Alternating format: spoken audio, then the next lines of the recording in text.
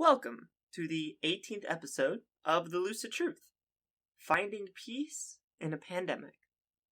I'm your host, Isaac Lindenberger, and today I will be interviewing Luis Fernando Mises. Luis is the founder of the Emancipated Human Project, is an advocate for the free market, and a speaker who encourages others to empower themselves and live intentional lives. We discuss how to use this crisis as an opportunity to find yourself, and to come out of it better than you came in, which should be a goal on all of our minds. So without further delay, I bring you Luis Fernando Mises.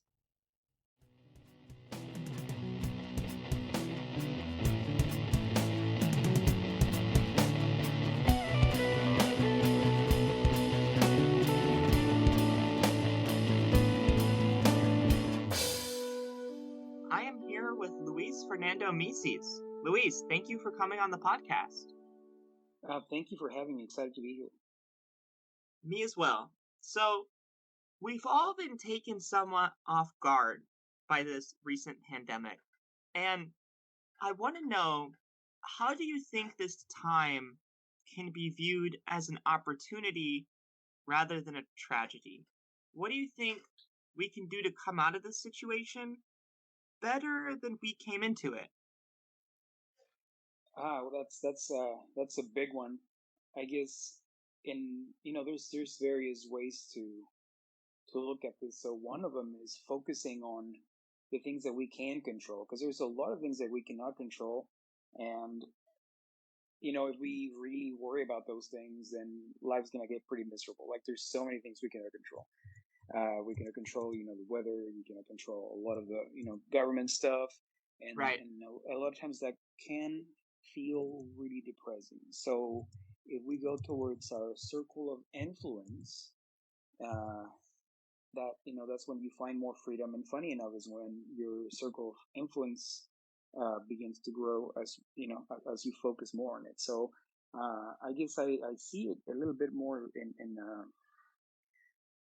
mindfulness or slash spiritual way. I don't like to use that word spiritual because it's not like otherworldly, but more like metaphysical. I guess I don't know what would be like more all-compassing or holistic. So, in my perspective, all of the vicissitudes in life are opportunities to wake up.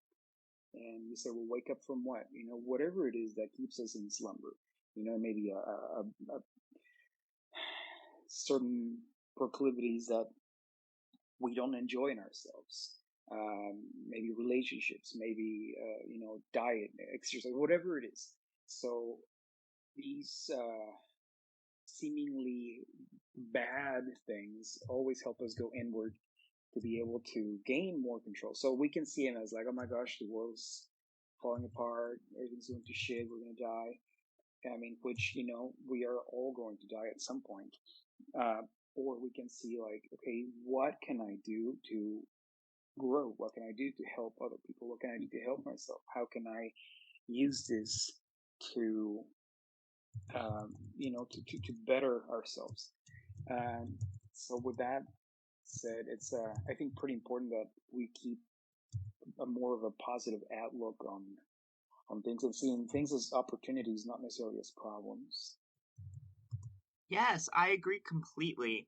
Positivity actually boosts your immune system, so you could argue that it's more important now than ever. When daylight savings time happens, it actually increases the prevalence of heart attacks the next day, just shaving off an hour of sleep. So a collective cortisol spike like this isn't necessarily great for the psychological health of individuals experiencing it. So if you can turn that around and help people view this positively, then they can actually deal with the situation better. And like you said, if you are already doing everything you can, if you're already social distancing, if you're already trying to be responsible, you're doing everything you can. You should give yourself a pat on the back and use it for time to work on yourself. Because this is time to do what you've been putting off, to read a book that you've been waiting to read, to, like you said, go inward instead of trying to focus more outward. It seems like a good opportunity for that. There's a lot of, especially in our culture, a lot of the thought process that white versus black battle and white must win. And this is not a racial thing, but what I mean by that is like we like, the daytime and we want to be up and we want to, like, there's a lot of output stimulus, right? And but we don't accept the other part of life, which is death, disease, and all the seemingly bad things. And I say seemingly because I mean it's part of life, so it doesn't, like, we without those things we cannot have what we have. There is no sweet without sour. So, going inward and like you said, maybe there is a book, maybe there is something, maybe it's your perfect opportunity to break a cycle that is not serving us and to maybe create a new one. Instead of just like, I mean, I see a lot of people on social media posting about how, like, they've gained already so many pounds or whatever. Like, I mean, I don't think the comfort zone should be expanded. I think it's the opposite. We need to have those crucial or maybe even difficult conversations. Just maybe start a new exercise, or maybe like start a new business. How can we serve people? Yeah. Yeah, that's the right attitude to take, I feel. And I totally see what you're saying, because a lot of people are, this situation is disempowering them. And that is the opposite of what it should be doing. And it makes sense considering that this is a lot of fear based response. But if we can get around that, we could use this as an opportunity to inspire others.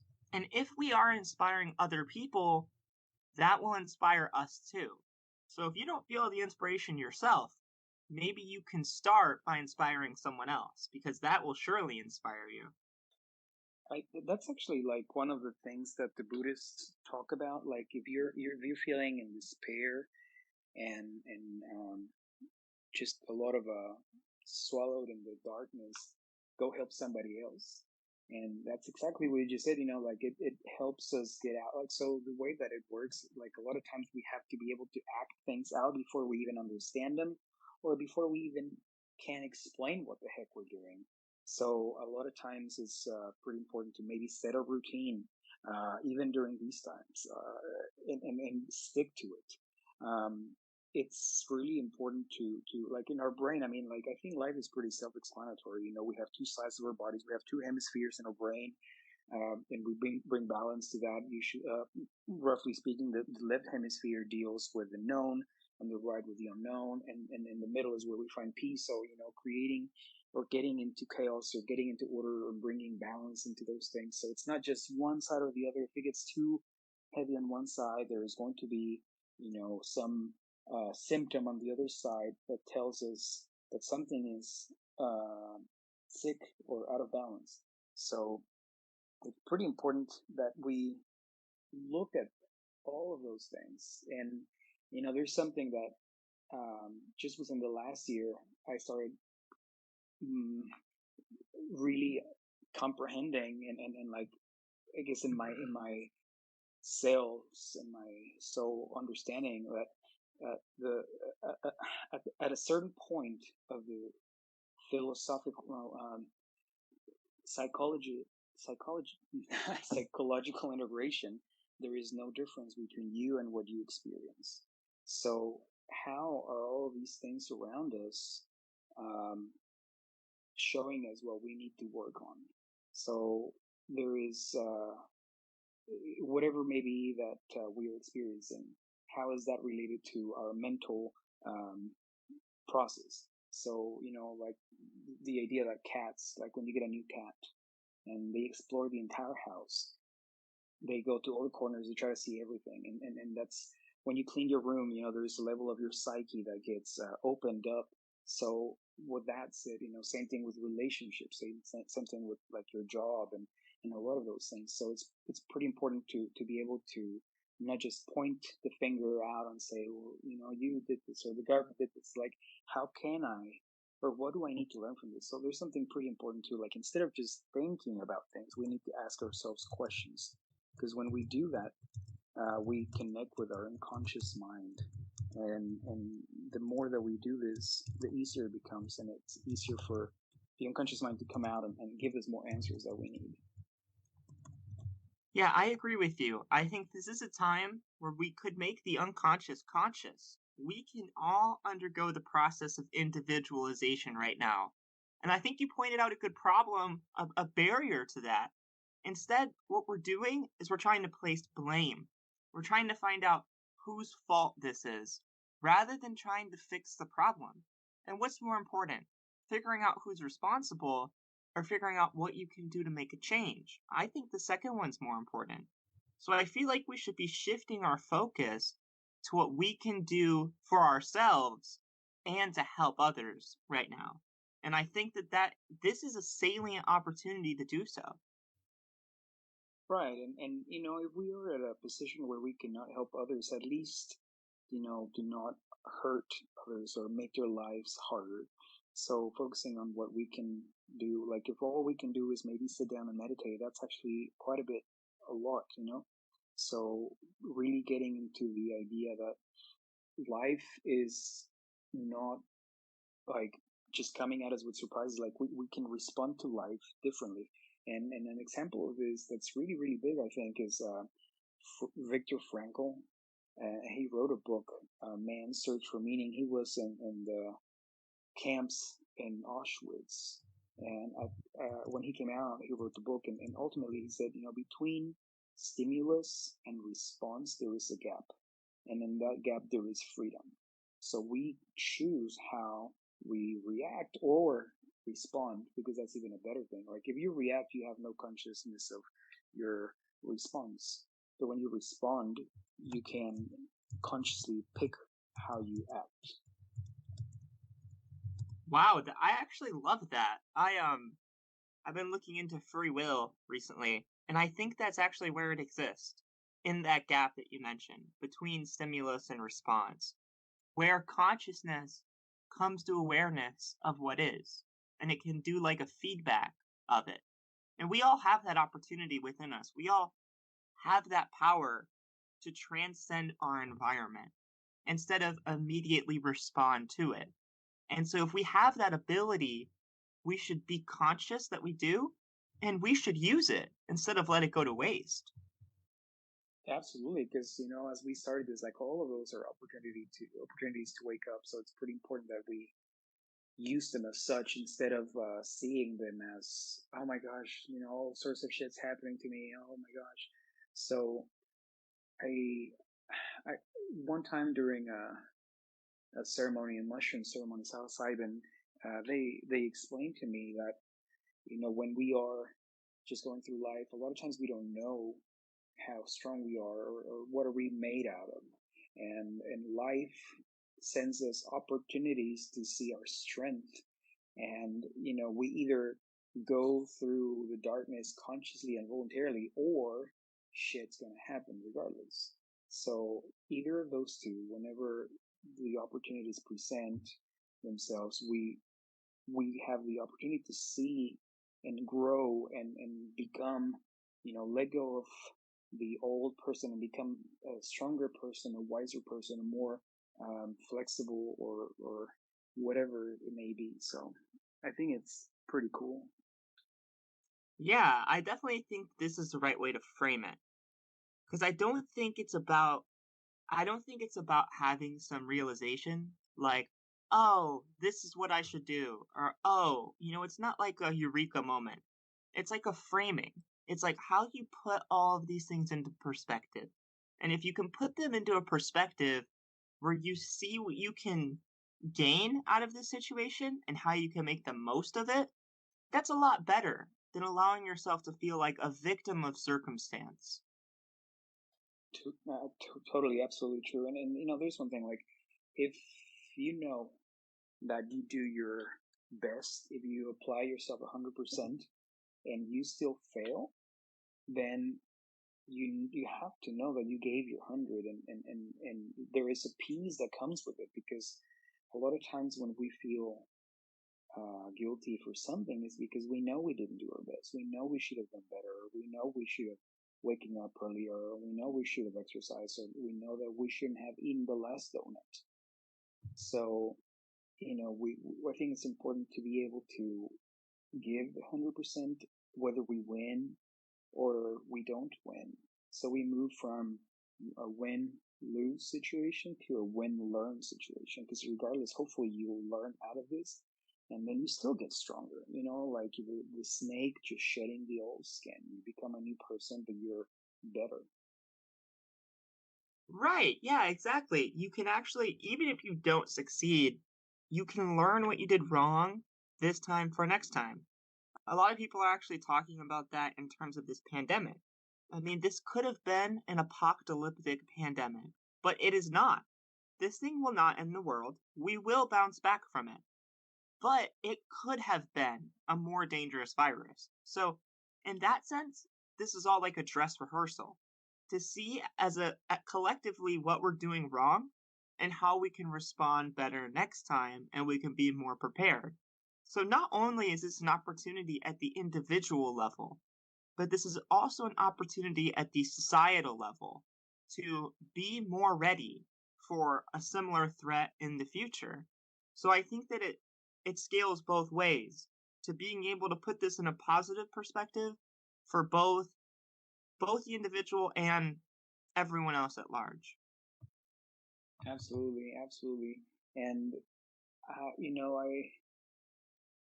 I think it's just ultimately how you view things. And one of the things that I've noticed over and over again is that whatever we see outside in the world is a reflection of what's inside of us. So a lot of people sometimes say, well, the world is just shit. There's all this violence, there's all these problems. Like, that's a big sign that somebody has not done the inner journey, the inner work to face their own shadows.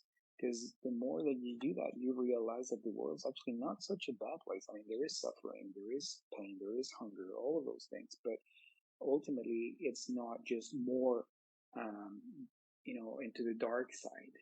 And when we feel like we are like that, we have not fully integrated our shadow. So, it's, and the sad thing about all of this is that this is not knowledge that mainstream has. We like I was telling you, like we fight against, dying and death and disease and all this. Like instead of like, okay, it is part of life. It's not a bad thing. Like whenever my cat catches mice outside or rats, they don't say, you're an evil cat because you're killing them. Like they don't know those things.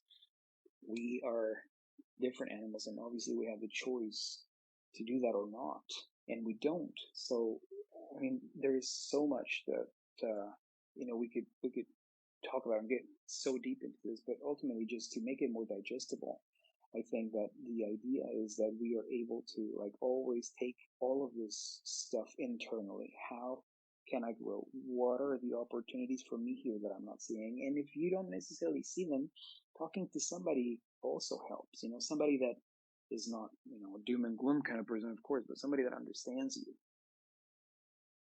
Right, right. It definitely depends on your crowd there. And I agree with what you said.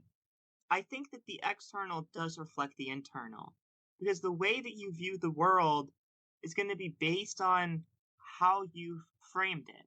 And if you can get into how your perspective shows you reality, how your mindset creates what you see, if you can change that to be more positive, it can benefit you much more in every way. And I think part of it has to do with viewing the world as kind of like profound, like you were talking about before, like spiritual, but spiritual doesn't need to be a spooky concept. Even atheists can use the word spiritual, and it makes sense. So I think it has more to do with a type of outlook rather than a type of like belief system. It's more of just not being nihilistically pessimistic and not being depressed and overtaken with the things that life throws at you. And it's not necessarily always easy to change this mindset, but if you decide that you want it, anyone can change their mind. And so I feel like this is an attitude that is worth trying to attain. Absolutely. And ultimately, it's a narrative in our mind that keeps us, believing one way or another, all the stories that we tell ourselves. And there is one interesting thing, like our brains do not understand negatives. So if, for instance, you're wanting something, like I just don't want another bad relationship. And you keep phrasing that in your mind. So what's the next thing you can have? Your brain is a device that helps you get whatever you want. So you're going to come up with a bad relationship. So instead of that, you have to say, I would like a good relationship or a peaceful relationship or yummy relationship, whatever it may be.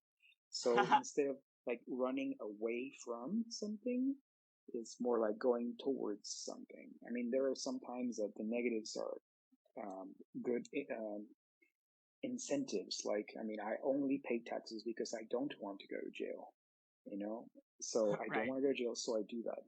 But for the most part, in other things, it's pretty important that we frame our speech in a positive way. And this is not like woo, this is not like hocus pocus, like you were saying. This is like, I mean, it's called neuro linguistic programming, the way we actually do this. And it has ripple effects in all sorts of places. So it's pretty important that we become conscious.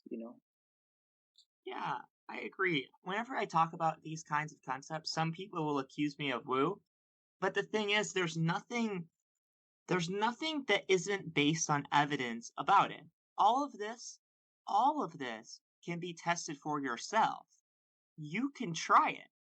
And if it doesn't work for you, it doesn't work for you.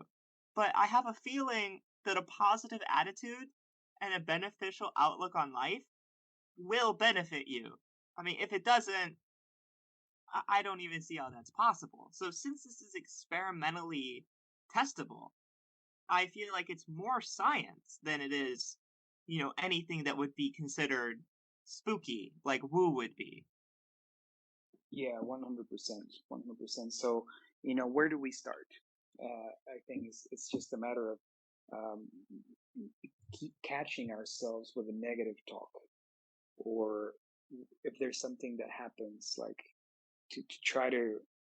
A lot of people assume negative things, and that creates, the narrative in your mind, and that creates a lot of anger, depression, and sadness. So instead of like thinking, well, the world's out to get me, I would like to say that no, not really. Everybody is pretty self-absorbed. So instead of going after you, it's more like they're in it for themselves. They're not trying to go against you. They're just trying to seek out their own self-interest. When you see it that way, it's not personal. Like if somebody cuts me off on the highway, it's not just because they hate me or because they hate Mexicans or whatever. Maybe he has the shits and he has to go to the bathroom really fast. Who knows? Or he's having a bad day. Like it's not against you. That's like the whole idea that I want to bring about. So because a lot of times um, we have that narrative in our mind, like, and even in families, why are you doing this? It's so much work for me. It's like, well, I'm not doing it to piss you off. Maybe I really needed to go to the kitchen and get some water, and I'll get there in a minute. So asking questions instead of assuming, or just automatically training ourselves to assume goodwill. Yeah, I think that's a good mindset to attain it. So, what are some practices you think that can help lead to that end result? Well, like I was mentioning, catching yourself, it's pretty important that we also, okay, because this is also a tricky situation when you are going through it. And if you catch yourself doing it, you may like, shit, I shouldn't be doing this or whatever. No, no, no. Like there's a really simple exercise that I like to teach. And with either hand, you kind of just rub your chin a little bit and you say, anytime that you see that behavior coming in you. So if you see something that you don't like, instead of like immediately, jumping, you try to say, what do I think about this? Like stopping yourself. And the very first thing with um, emotional knowledge or intelligence, it's called affect labeling. A lot of times we get angry really fast, but the minute that we are able to label or name our emotions, we take power away from that.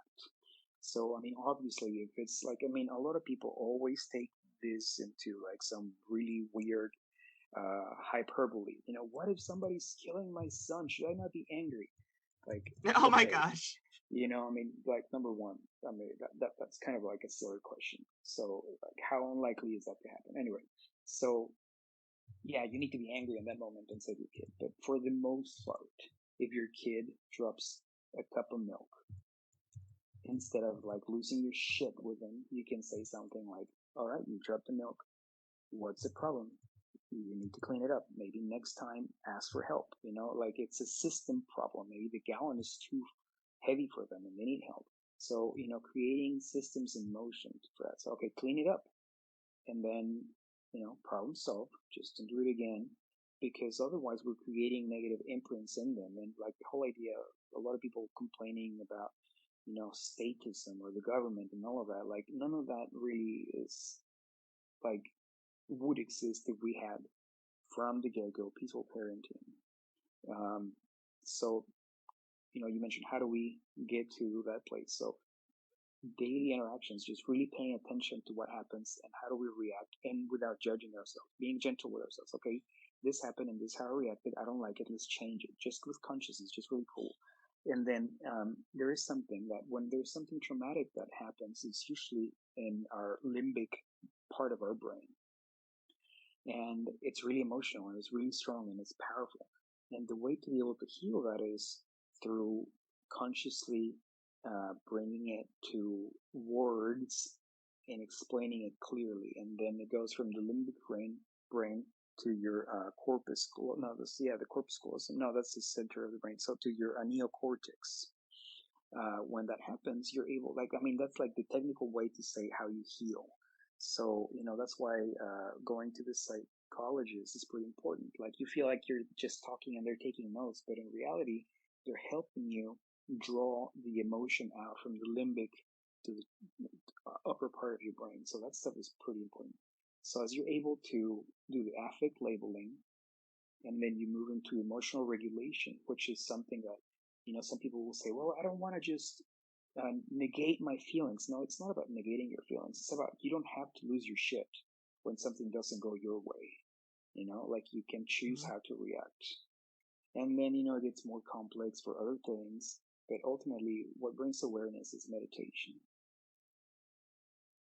Yeah, I want to talk to you more about meditation, but before we get to meditation, I want to talk about looking at the emotion itself. Like you said, when you point out the emotion, it kind of loses some of its power.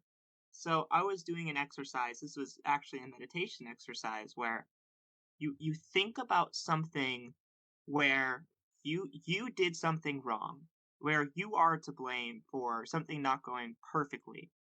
And you look for the source of that emotion. Where is it?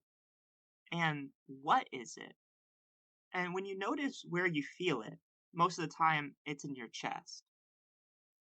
When you notice it without the cognition, without the idea of what you did, just the feeling itself, it does lose its power.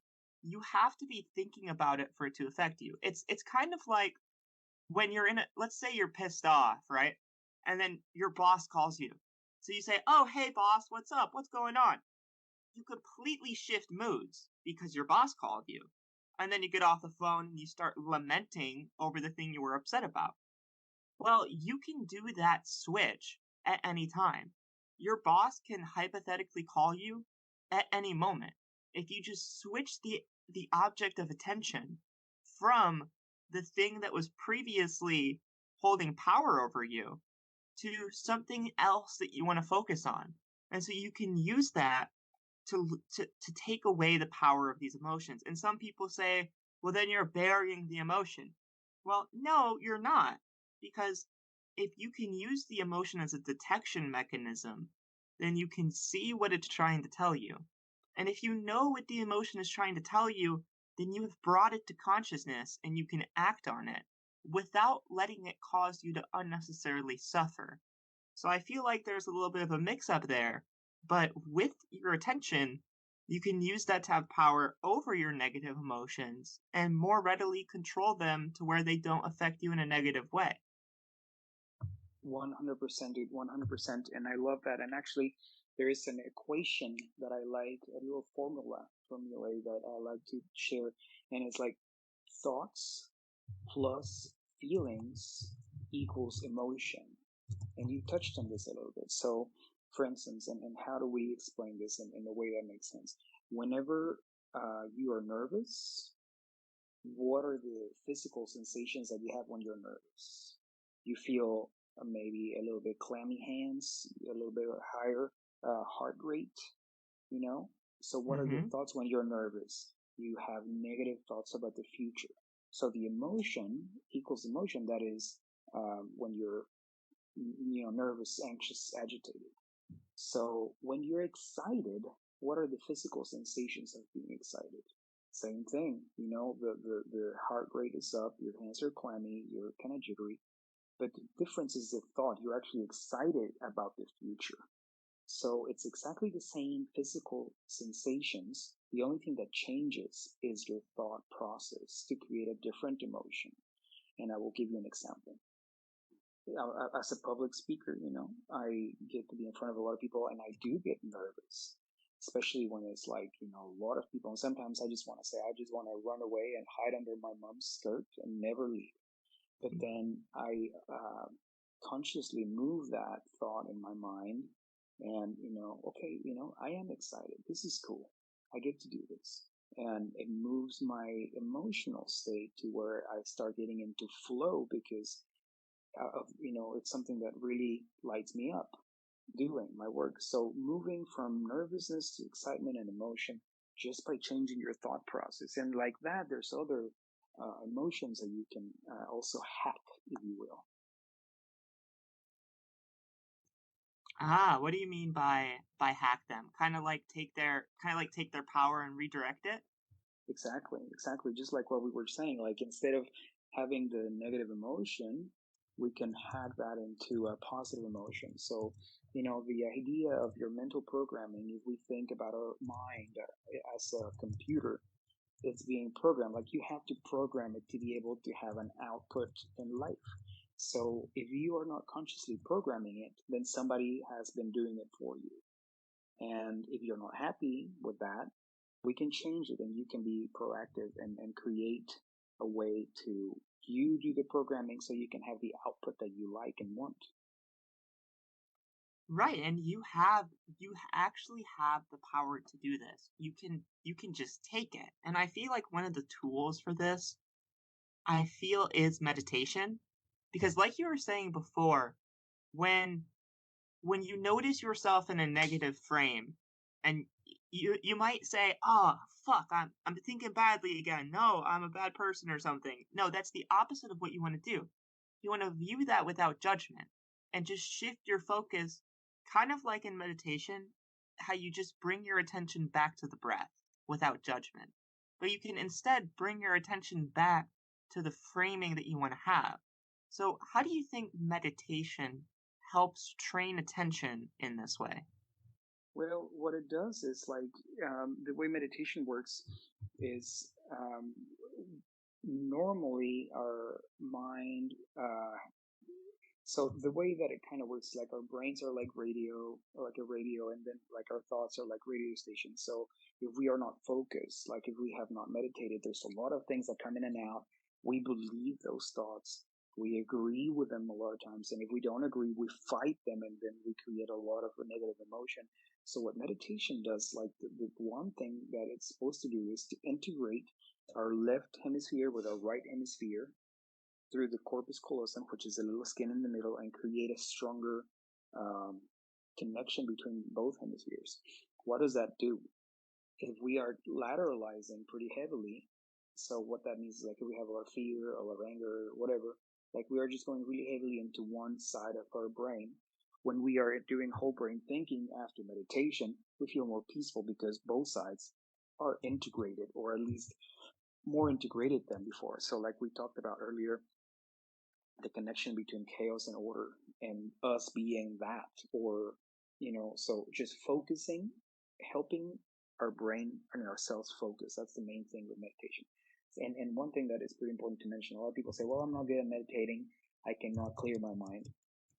Like, technically, it is impossible to clear your mind. So the point of meditation is not to clear your mind, but to focus it into one thing that you want, so you have more control over it. And that's why, a lot of people use the candle or a mantra or whatever, because you want to zero in into one thing. And then throughout your daily life, it's easier to do life because you are focused, and focus is the secret of life. Yeah, I agree. If you don't have control over your focus or your attention, you're just kind of going to be under the control of anything that comes to mind. But I feel like meditation is it's a technique of showing how you can regain that control. So I feel like you're right when you say okay, this is funny. So I asked my mom what meditation was, and she said, "Oh, it's thinking with your eyes closed." And I thought, "Oh my gosh, that's pretty funny." I mean, not quite. So I feel like if you start to notice how hard meditation is, how hard it is to silence your thoughts, you're actually starting to do it right, because it is impossible to keep your mind completely quiet. You don't want to just silence and shut up your thoughts. You just want to notice what you notice when you notice it. And you just want your attention to be wide, like kind of like the sky, rather than being honed in and hyper focused on anything that comes into consciousness. It doesn't, something doesn't come in and capture your attention. It comes in I and it just absolutely agree. passes. 100%. And I've seen, there's been stories like from back in the 70s when they started doing a lot of studies on meditation. And at some point, one woman was like, you should throw away my data from today because I just could not get into meditation. And then the technicians were like, well, let's look at it, because I mean, it seems like you've gotten the deepest that you have ever gotten. So sometimes the grocery list will come to your mind as you are in meditation. And that doesn't mean that you are not deep into meditation. Like, shit just happens. So just refocus, whatever. But like, it's not like, we talked about, it's not about clearing your mind, it's about helping it focus. It's just like, the lifting weights. At first it's really hard and you're not really strong, but the more you do it, the easier it gets, and then the more that you can lift, and the stronger you get, and so on and so forth. So it's a virtuous cycle, and it's the same thing with meditation. Yeah, that's actually funny how she said it was one of her worst sessions and it was one of her best. That reminds me of a chick. She this woman was in Tibet and she was with a guru, and she had said that she hadn't had a thought in months and that she was enlightened.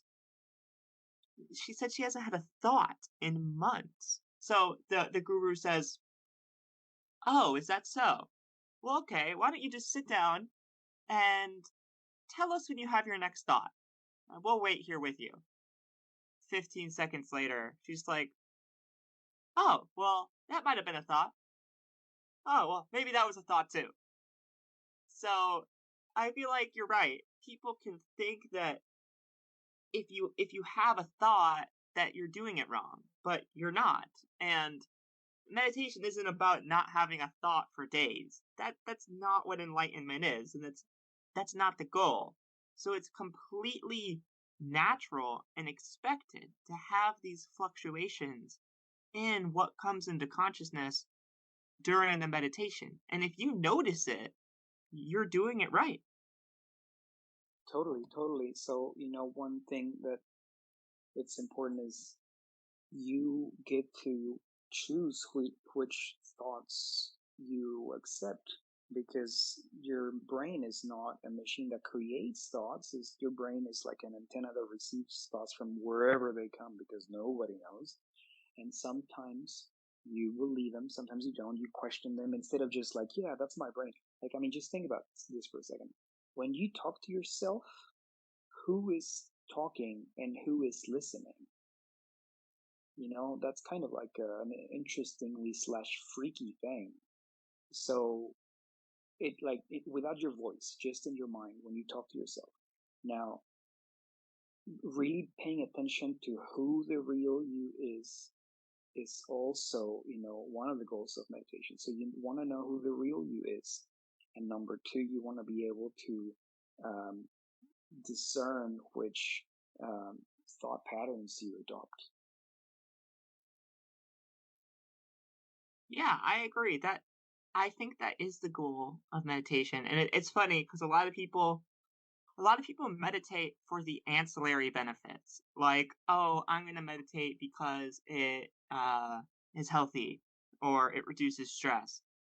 That, to me, that's like reading because it reduces stress. I mean, you don't read a book because it reduces stress. You read a book to learn and to see what truths it contains that you resonate with. So I feel like meditation, the goal is a lot more than the benefits. It's about this fundamental shift in how you can use your attention to help you in almost every moment. So, and I think that's kind of what leads into mindfulness. So, how do you distinct between meditation and mindfulness? I think meditation is a practice that leads you to mindfulness. And what do you think mindfulness is? Um, I mean, the goal that we were talking about, like mindfulness, is being able to choose your thoughts, to not believe all the ones that come, to be able to be present. And there is a level of stillness in the world that happens when you get to that place, because a lot of people tend to be pretty frantic, pretty discombobulated. So what meditation does, the mindfulness that it brings, means that you are present, that you are here. Because a lot of times we're eating and we're thinking about work, or we are with our family and we're thinking about our groceries. Like, we are not where we are physically. Like, our minds are usually somewhere else, and that brings a level of fracture between, that fracture between our minds and our bodies, where we are physically, creates a level of unhappiness because we are never present. So that mindfulness means that we are wherever we are. We are the being. We're having a human being experience. And when you get to that level, it's like pretty damn crazy. It's really difficult to understand unless you experience it. So, after many years and whatever, like, and you're able to reach that place, you don't need to do all the meditation, all the practices, because, you can maintain it through your day with conscious decision.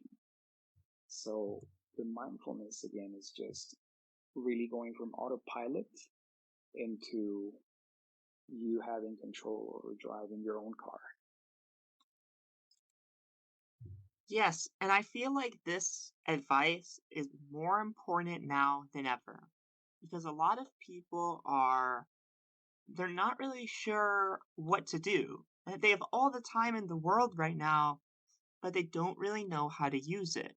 So if you can use it in a way that has a focused goal to help you become more present in your life and become better, you can become through this practice, through meditation and mindfulness, you can become a better friend. You can become a better lover. You can be the person you want to be. So I feel like these are tools to accomplish the process that we were talking about earlier, that process of individualization, and really use this time as a real opportunity to make the best of it so that you come out of this thing better than you went into it. And if that happens, then it might have been worth it. Yeah, totally. Like, you become a better everything because you're present. Like, if you're going to be a dad, you're a dad. You're not thinking about, whatever. You are present with your kids, and your kids know when you are there and when you're not. I mean, like, kids are pretty um, more, I guess, in touch and in tune with their own selves in a lot of levels than a lot of adults. So they're able to see, you feel your vibe, and then they will either come with you and after you, or they will just not want to be with you. And friends know who listen, and the idea is, to become the present friend that when people need help, they come to you. Um, being that presence is also pretty healing because you're able to offer a level of listening that not everybody has experienced. One of my teachers taught me that the moment we feel heard, we begin to heal. So there's a lot of healing that happens just through being present. Yeah, I was talking to one of my friends recently, and I asked him what he wanted to do with his life, and he said, I have one direction, and that's the present. And I thought it was a great way of looking at it, because normally you think about your direction as being someplace in the future. You put off happiness to where you'll get it later in life. But the problem with that is you can just have it now. There's no reason to wait. You can achieve what you're looking for at any moment because it's always right on the surface. So instead of trying to say, oh, I'll be happy in 10 years, I'll be happy when this event is over, putting off and delaying your own satisfaction with your own existence, it just doesn't make any sense. So instead, it's better to frame it as just be present now, be here now. And then what happens in the future will happen, but you're not putting off any fulfillment because it's already right here. Yeah, and I mean that doesn't mean that everything you do in life is gonna be like pleasant and pleasurable. Like all it means is that you're present, and there is something about, like, my wife says that I'm easily amused, and I just like find a lot of joy out of, if I'm washing dishes, I'm washing them and finding ways, like having fun. And one time, I was scrubbing a pot with a scrubby pad with a sponge, and whatever thing was not coming off. And then I was thinking, as a leadership development consultant, I was thinking, this makes so much sense. Like sometimes when people are not doing a good job in their roles, is because they just don't have the right tools. So like when you're present, a lot of insights come to mind, and life is. It seems like it expands and it becomes like you're able to do a whole lot more because you're present. Yeah, I agree 100%, and I really hope our listeners take some of this to heart. So, yeah, Luis, this was really awesome. Thank you for coming and helping show our listeners how we can all find peace, even in a panic, because it's there to be found. So, that was my conversation with Luis, and I've got to say, I am feeling rather inspired myself. He actually encouraged me to start a daily routine, to start more consistently engaging in healthy and productive habits. After all, I have the time for it. His website is emancipatedhuman.com if you want to get in touch with him. Coming up next is Sterling Lujan, a cryptocurrency developer who should have some interesting ideas as to the economic side of things to come. Don't worry, I'll ask him if we should invest in Bitcoin right now. Stay tuned, and I hope to see you for the next episode of The Lucid Truth.